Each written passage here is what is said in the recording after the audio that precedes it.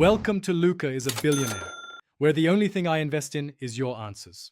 You need Python and VSCode ready, so verify Python 3. X now, this ensures the extension can detect interpreters. Once done, open VSCode and install the official Microsoft Python extension from the Extensions view. This adds linting, debugging, and IntelliSense.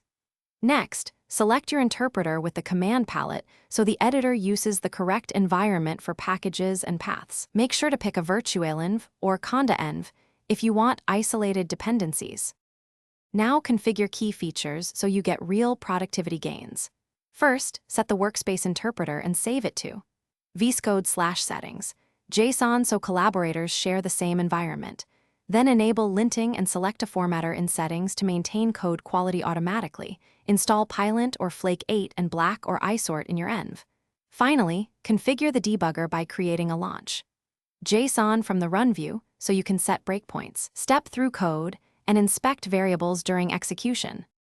Complete your setup by using the integrated terminal to install required packages and confirm pip uses the same Python as your selected interpreter. Mismatched paths cause import errors.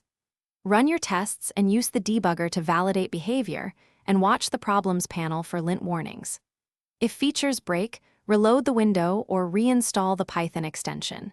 If issues persist, open the output and Python language server logs to identify missing dependencies or path mismatches.